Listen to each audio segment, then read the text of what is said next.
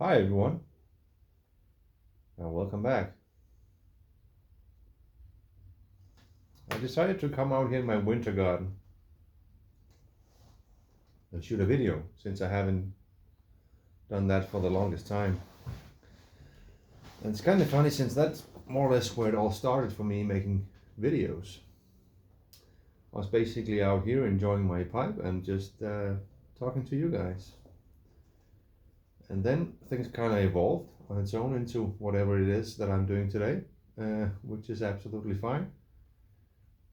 But I haven't done a video like this in the longest time, so the sun was shining, and this upcoming Saturday will be March the 1st, which is the time of year where I'm really craving my pipe more often than so.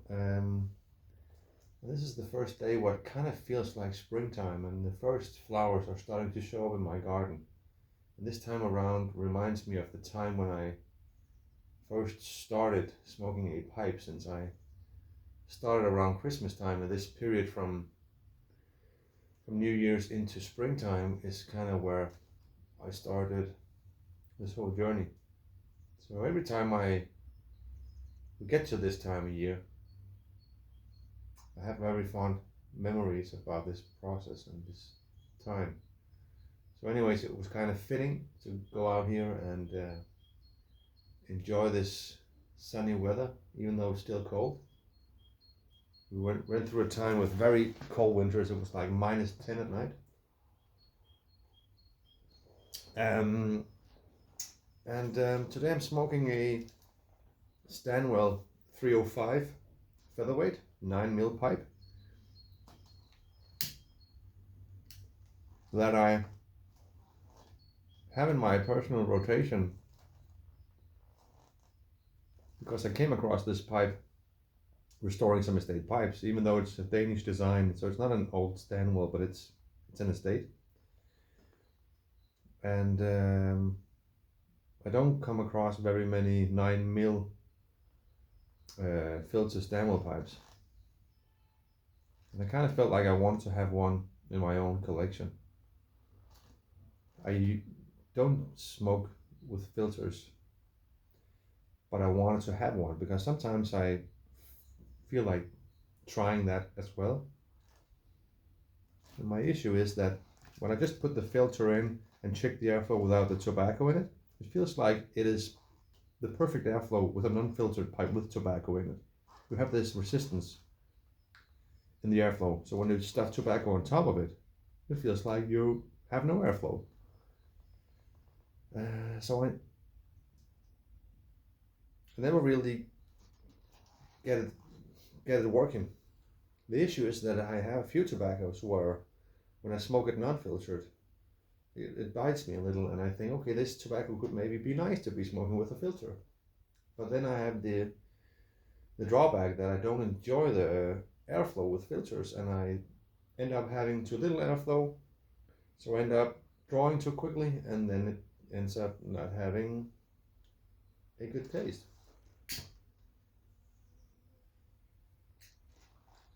So sometimes I reach for this pipe to kind of revisit that whole filter experience, to see if I can somehow adjust my technique and just sometimes challenge myself. It's if you know if 9 mil is for me, if it's not for me. Anyways, so this is my Stanwell 9 mil pipe.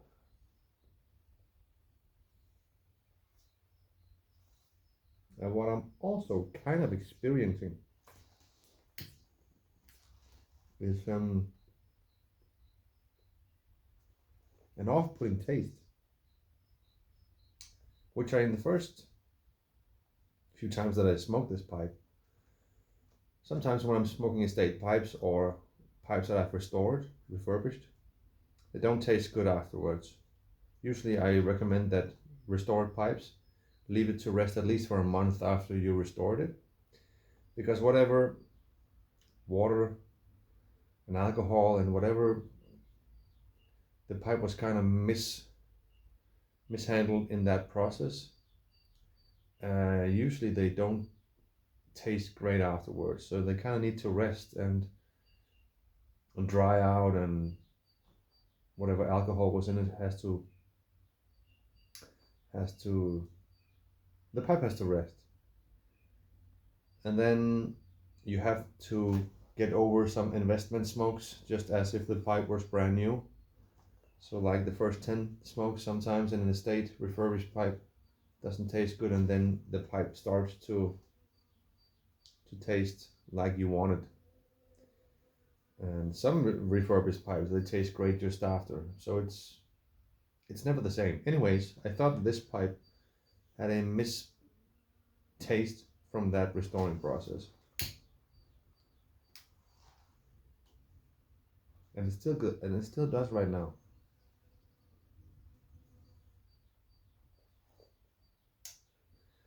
And I smoked the pipe enough times to where I would expect it to have settled, and that it shouldn't have a mistaste anymore. So coming up to my point here is that I sometimes suspect the filter itself to have a taste, an off-putting taste that interferes. It's hard to describe, like a cardboard kind of taste. The taste kind of reminds me of the filter. It's what I think right now. The only funny thing is then I've tried doing smoking this pipe. I've tried to take the stem off and remove the filter, but the taste stays, which which then wouldn't explain that the taste comes from the filter itself.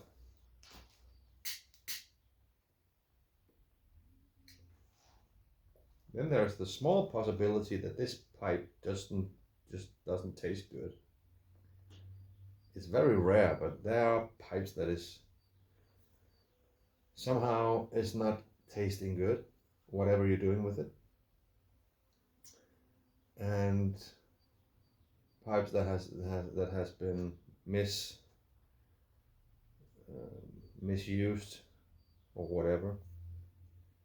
I just feel like there's I kind of haven't solved the mystery with this pipe. I get kind of thick-headed, if that makes sense. I wanted I think I can get the taste to go away.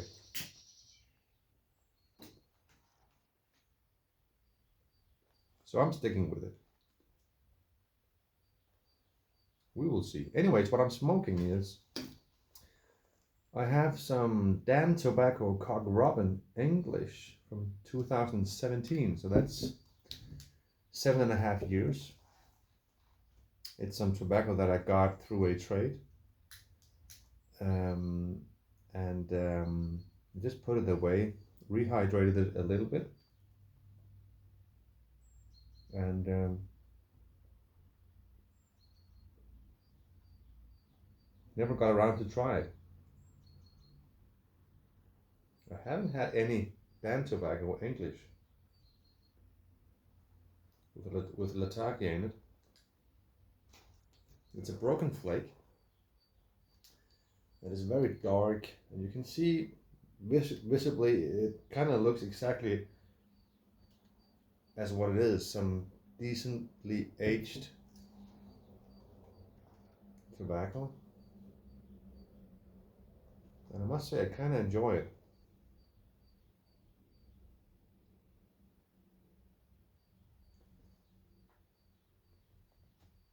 It's a mild English. The Latakia is not overwhelming. Kind of in that early morning pipe, kind of sweet and mild and gentle. It's quite nice.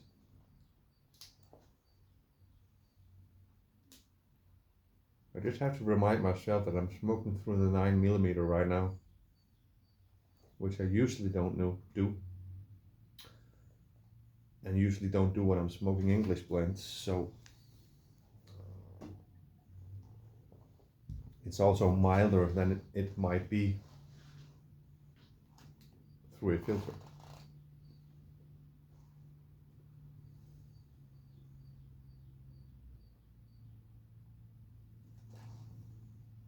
It burns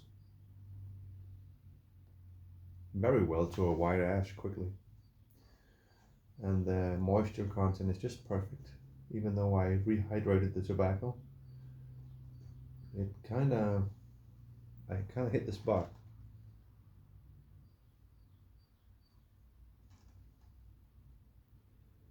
The only issue with the 9mm right now, I have a good airflow, a decent airflow, but I feel like I have to draw more to have enough oxygen going around the bowl to keep it lit. So I'm drawing more than I feel like I should.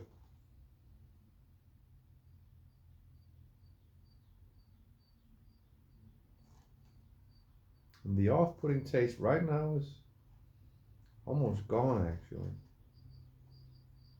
Maybe we hit it today, guys.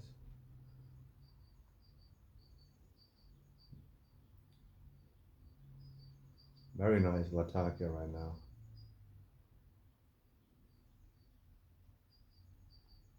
And a mild Virginia sweetness.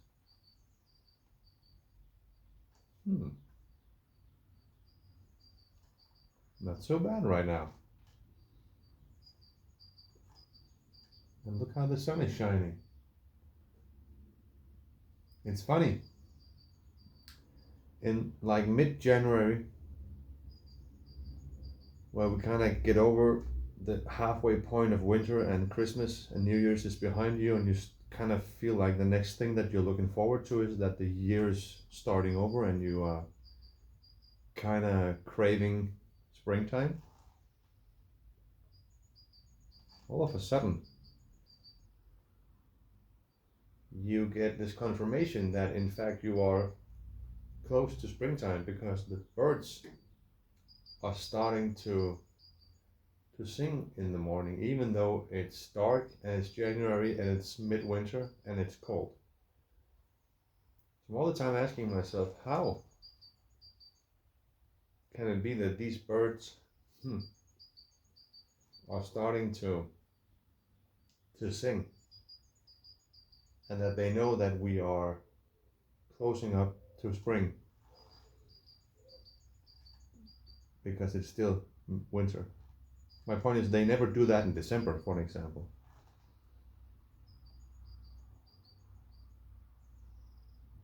Kind of funny.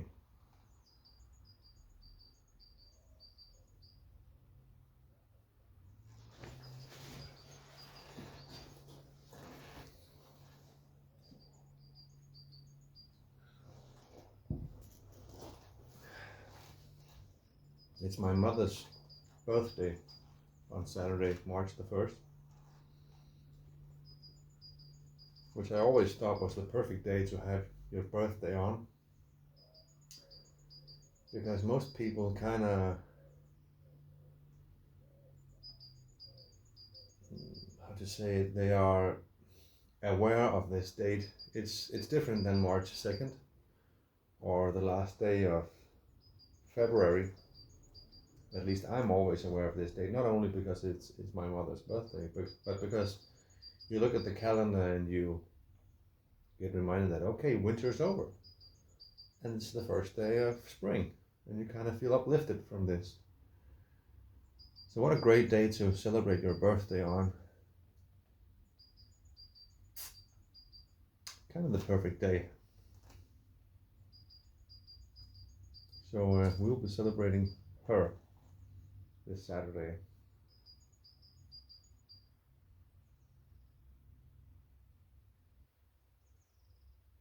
As a kid and even as an adult.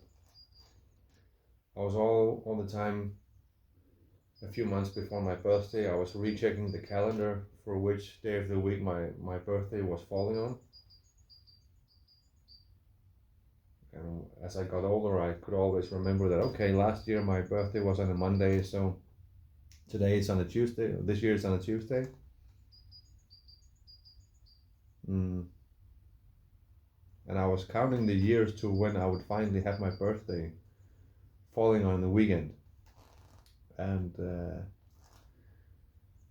then eventually you come around to your birthday falling on a Friday,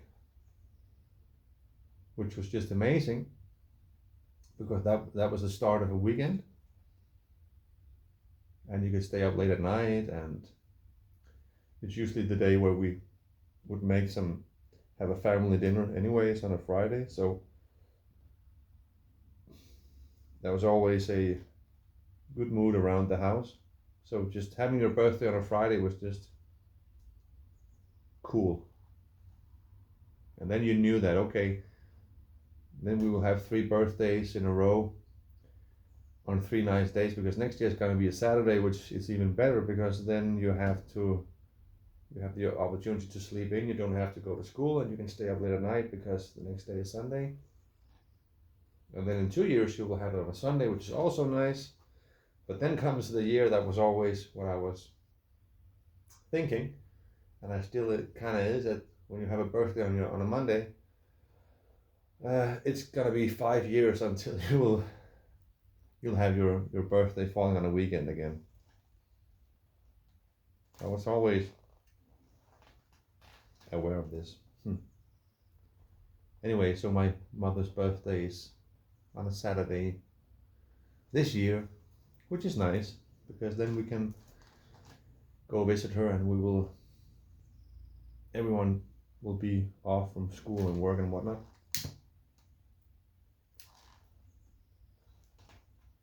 In fact, I do not know on which day my birthday will be this year, but I can tell you 100% that it's not going to be in a weekend, since I remember that it was on a work day. It was on a Monday last time. It's going to be on a Tuesday. 4 years till my birthday will hit in a weekend, and then I'm going to turn 40.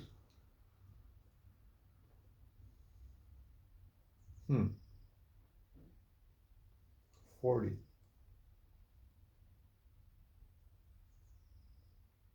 That is the next chapter.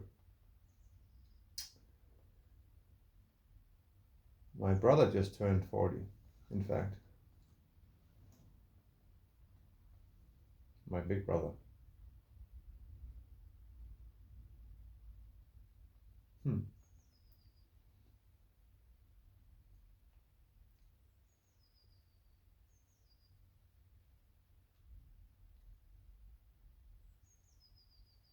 The springtime is the family season of birthdays. My brother comes first in January, which is not springtime, but then we have a small gap, and then my mother comes 1st of March. Then I have mid-March. My wife has in May, and my children has in April and June. My father has in May. So we celebrate a lot of birthdays in the springtime. Perfect season. So springtime and Easter time reminds me of birthday cake, which the Danes eat a lot of. Birthday cake, layered cake as we say in Danish.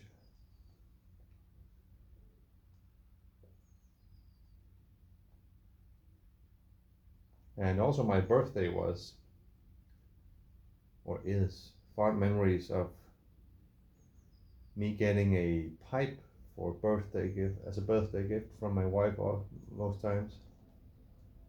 The first few years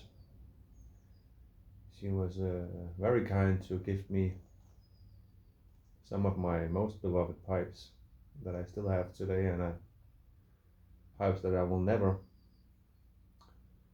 ever let go of. My Stanwell 673, for an example, I got for my birthday years back.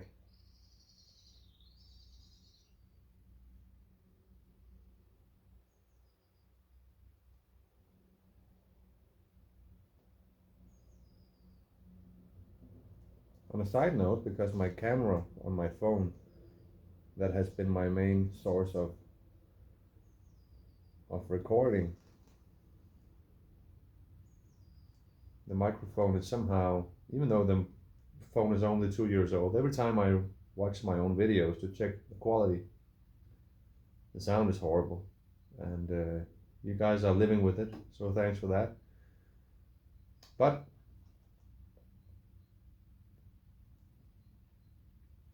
this year, for my birthday wish is a new camera. So let's see if that will come true. Up until then, you will have to bear with the mobile phone.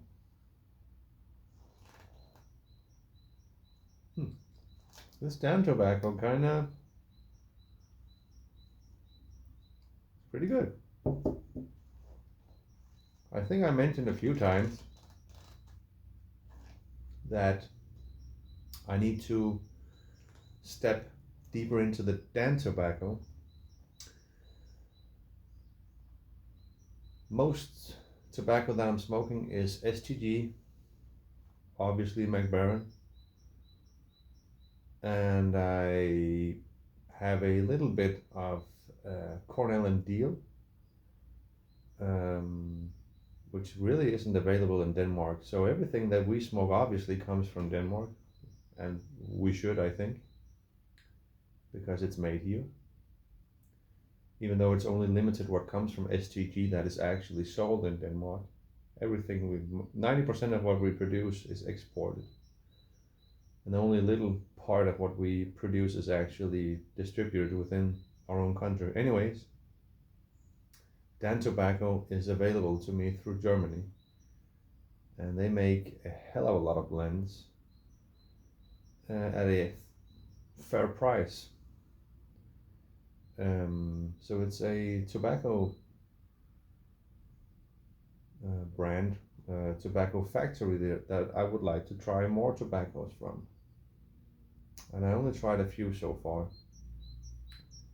And they even have a decent reputation in the US. A lot of you guys from the States are actually talking about and reviewing Dan tobacco blends. So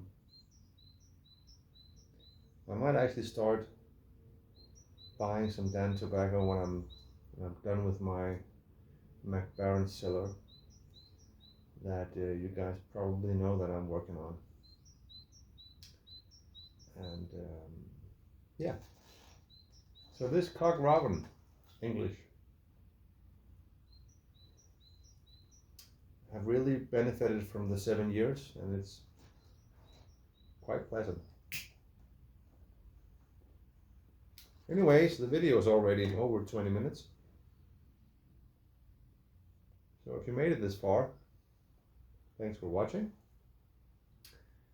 And enjoy springtime around the corner. I wish you all well. And I'll be seeing you guys in the next one. Thanks for watching, guys. Bye.